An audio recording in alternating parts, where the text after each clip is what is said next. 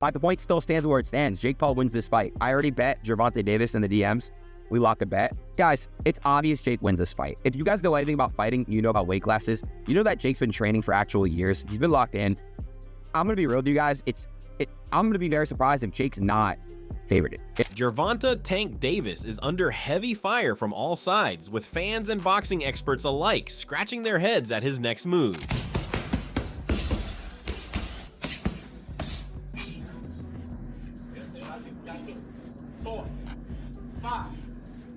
Despite being undefeated and one of the most feared punchers in the sport, Davis has agreed to step into the ring with Jake Paul, a man who made his name as a YouTuber before dabbling in boxing. Many pros are openly asking the same question: why would a seasoned champion like Davis take on such a strange matchup that could risk everything he's built?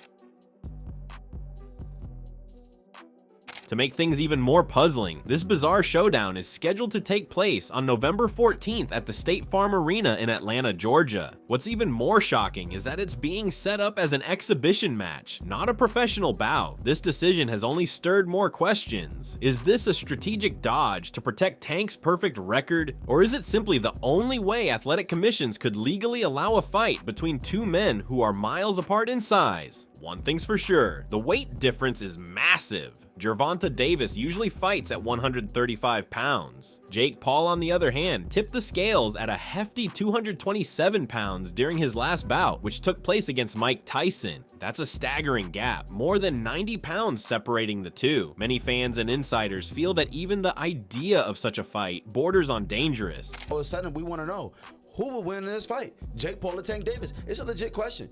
And I actually want to really hear your thoughts on who do you think is going to win. Because I know what Vegas is saying, but I want to know what you think. You got Personally, I think Tank too little, bro. Yo, I think Tank too little. I'm so glad you have a brain on your fucking shoulder. I think Tank too little. I said, bro. I think Tank's too little. That's what I'm saying. That weight class is for a reason. Davis that weight class is for a reason. 5'5", 135 pounds. Jake Paul is 6 feet, 205 That's what I'm pounds, saying. Dog. He's too 6'1", little. 205. Everybody's like, yeah, bro, but Tank it only takes one good punch. Yes, it takes one good punch when you're about the same size. There's a 60, 70 pound difference in weight in these people. I don't think nobody puts the physics in mind. Jake Paul gets punched in the face by dudes 200 pounds with all their might on a weekly basis. A 135 pound puncher, bro. If y'all remember the Mayweather versus Conor McGregor fight, Conor walks around like 180 on the regular. He's like 5'9", 180. Mayweather's like 5'7", 145. That 30 pound, 20, 30 pound difference, bro. If you remember that fight, Mayweather was putting mittens on Conor. Guess what happened to Conor? He didn't hit the ground once. No. He lasted all 12 rounds getting hit with flurries. I'm talking about Mayweather was having his time. He's being cocky with it, hitting him with all kind of combos. And we're watching the last 3 rounds of that shit like, yo, knock him out. And you know what? He could not knock him out because Conor gets punched by people that are 170, 180 pounds on a regular. And just that 20, 30 pound difference, it was like impossible for him to do anything. And that's exactly what I feel like is gonna happen versus Jake and Tank. Robert Garcia didn't hold back his opinion on the fight. Garcia, who coaches top-tier boxers like Virgil Ortiz Jr. and Jesse Bam Rodriguez, made it clear that he backs Davis all the way. But at the same time, he couldn't hide his disappointment, and he said that while Tank has what it takes to absolutely wreck Paul, he doesn't plan to watch the event himself. It's hard to blame him. This isn't the kind of matchup fans expect from one of boxing's most skilled and explosive fighters. Another big fight, another big event they announced with Gervonta Davis and Jake Paul. They're saying that Tank's gonna make like 100 million. I don't know if that's true or not. Yeah, man, because of all that money he's making, I don't blame him, but sucks. What do you mean? If someone from your gym had that opportunity, you would tell them no? I'm telling you, that's great, I said, but it's... If someone told Virgil, you could fight Logan Paul for 100 million, do you tell him don't do it? You have to do it. We'll do it. Does Tank knock him out? What do you think happens in the fight itself? I think Tank fucks him up. Why? He's a good fighter, man. He has experience. He's a great fighter. I think he's the best in the world. But why are you mad? He's the best in the world. Why are you mad at the fight? No, I'm not mad at the fight. I'm not going to watch it, but... Everybody's going to watch it. You will watch it. If it's when on is it? A week after Virgil, November 14th. Oh, it's on a Friday? Yeah. I'll watch. but I'm not gonna pay for it. Before the Paul fight came out of nowhere, Davis was supposed to run it back with Lamont Roach Jr. Their first match ended in a controversial draw, and a rematch was in the works to settle the score Roach had earned that second chance. But now he's left in the cold, watching from the sidelines as Davis chases a more headline-grabbing opponent instead. It's yet another reason boxing purists feel let down. Bro, you can't be mad at somebody for doing what they feel is best for them. Will it impact Tank's legacy if Jake Paul were like to beat him or even like knock him out? Dude, Tank's a 3-division world champion, a 4-time 3-division world champion. At the end of it, bro, you can't take anything away from him.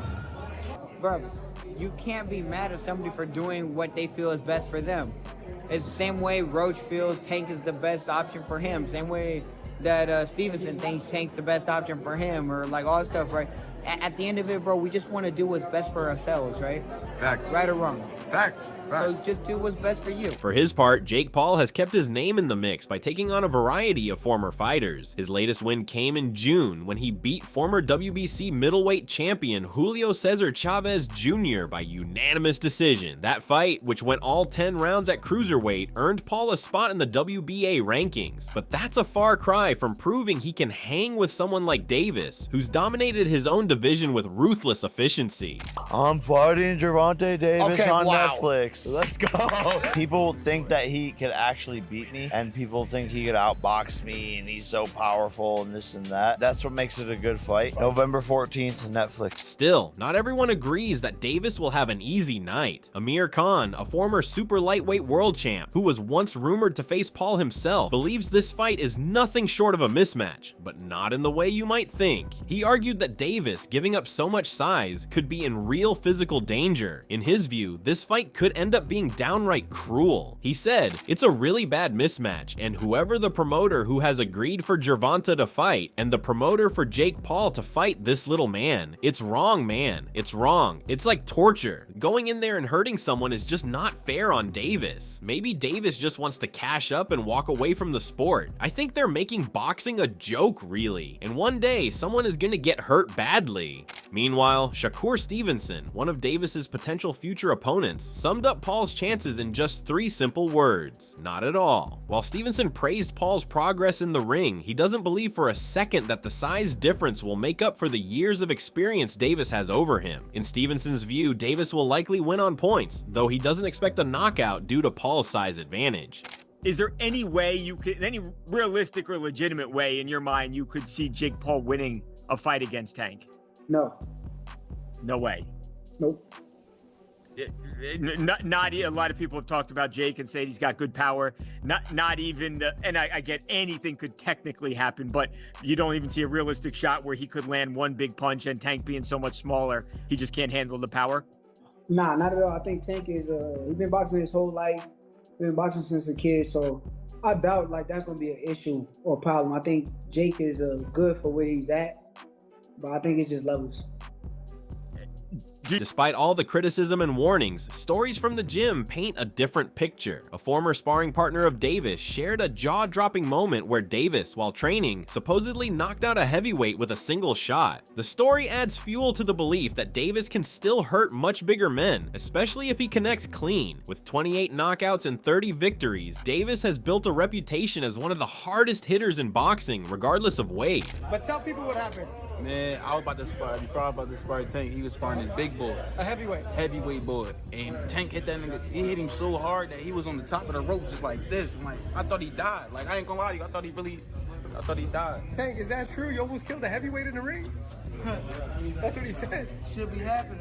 Even UFC legend Daniel Cormier chimed in with an interesting take. He gave Paul credit for taking the fight, recognizing that Davis is simply the better boxer by a long shot. Cormier pointed out that if Paul loses, it's to a world-class fighter, but if Paul somehow wins, it could completely erase everything Davis has accomplished so far. It's a high-risk situation, and Cormier said he'll definitely be watching just to see how it all plays out. He said, "You're fighting a guy guy who's better than you. He's just much smaller. But because he's better than you, what if he wins? Everything Jake Paul has done is wiped completely out. Gervonta Davis loses to Jake Paul. Obviously, it's gonna hurt who Gervonta Davis is, but he lost to a guy that's gonna be upwards of 70 pounds bigger than him when he sets foot in the boxing ring. I will tell you this right now, without a shadow of doubt, I will watch this. Tank Davis is 30-0-1. You want to talk about Jake Paul fighting a real boxer? That's a real boxer. Then there's Sean O'Malley, a former UFC bantamweight champion who discussed the fight on a recent podcast. O'Malley thinks Davis will show up fully prepared and treat the exhibition like any other serious fight. He believes Davis will want to send a message, especially for the smaller fighters who often get overlooked. But O'Malley also noted that the fight only ended up as an exhibition due to commission rules regarding the huge weight gap. He explained that this format is simply a workaround, not a sign of fear or lack of commitment. What do you think of him and Tank? I enjoy these fucking stupid spectacles. I enjoy them. I'm excited for it. The controversy, the press conference, the weigh-ins. Imagine those two stand next to each other. Yeah. Dude, Jake is a big motherfucker. Basically, like you two standing next to each other. Like if you guys stood up, it looks like that. Steiny's a little bit taller than Gervonta. But I'm a feisty bro. It's not about the size of the dog, it's about the size of the what? On the flip side, former UFC fighter Mike Perry wasn't so sure about Davis's current hunger for the sport. Perry, who himself lost to Paul, wondered aloud whether Davis is truly motivated anymore. He pointed to Tank's recent draw with Roach as a sign that something might be off with Davis lately. While Perry respects Davis's skills, he raised concerns about whether he still has the emotional fire to battle someone as big and unpredictable as Paul. Jake is big. Tank has a lot of skill, but I don't think he's the same Tank that we saw the most incredible knockouts. We saw him, I mean, Lamont Roach performed great.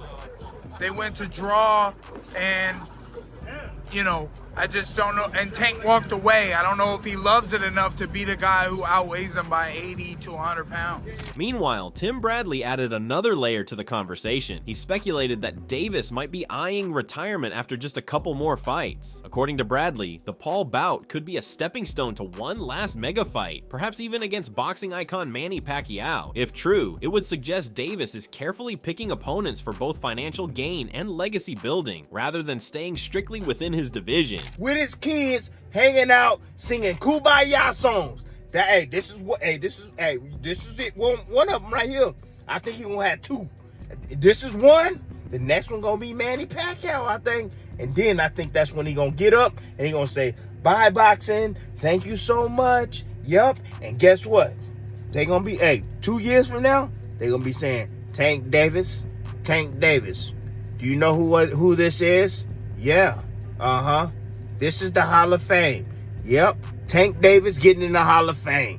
I don't give a damn what anybody say. And then there's the curious case of Anthony Joshua. Not long ago, Paul was supposedly in talks to fight the two-time unified heavyweight champ. That dream matchup fizzled out, and now he's set to face a man nearly 100 pounds lighter. Promoter Eddie Hearn expressed confusion about the whole situation. He couldn't understand why Davis, still in his prime, would take on such an odd opponent when top contenders in his own weight class are available and ready. Hearn's bewilderment echoed the feelings of many boxing fans who see this fight as a weird detour instead of a step forward. Big news, Gervonta Davis versus Jake Paul.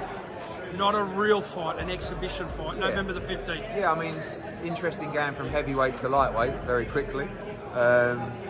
We knew that Jake would potentially take a fight this side of the year.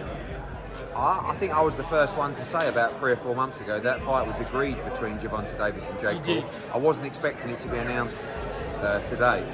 But it is what it is. I'm not,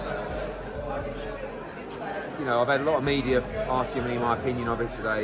It is what it is. I think on one side you have to understand the business of it. I hate these exhibitions. I hate these 14-ounce gloves. I don't know what it's going to be, but you've now got Jake, who's a 210, 220 pounder fighting a 135 pounder. Bit weird, but at the same time, I can't be a hypocrite and say, if you're Gervonta Davis and you're being offered 20, 30, 40 million, whatever the number is, and you're getting 7 or 8 to fight Lamont Roach in a 50-50, what are you going to do? I mean, maybe the kid's half checked out of the game anyway, So I think as long as we kind of established it's not boxing, and it's just this entertainment thing, then I get it. But you know, I think it probably, a lot of people are saying, you know, do you still want to fight him, Anthony? It's like, yeah, we never really wanted to fight him. We were never really looking for the fight. We were approached about the fight, and we would have said yes. Whether they actually ever wanted to fight him or whether it was just, you know, for a bit of clout. But if he did want to fight, probably does change things a little bit now, because, you know, if he gets beat up by Gervonta, or I don't know, like, I just don't know what's going to happen. But that's the freakiness of it.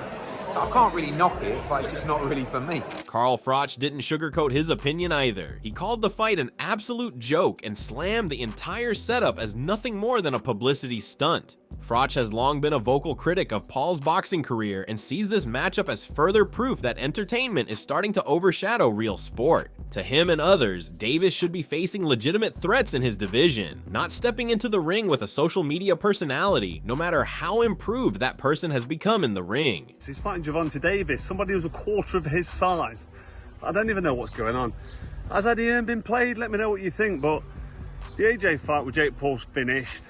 Gervonta Davis, fake Paul, November. In the end, the buzz around Gervonta Davis versus Jake Paul is deafening, but for all the wrong reasons. Critics say it's a circus, a cash grab, a fight that makes no competitive sense. Yet with big names talking and fans debating every angle, the bout is still set to be one of the biggest events of the year. Whether it's remembered as a bold move or a huge mistake will depend entirely on how it plays out when the lights go down on November 14th in Atlanta. For now, the only certainty is that the boxing world will be watching with curiosity, concern, and maybe even a bit of disbelief.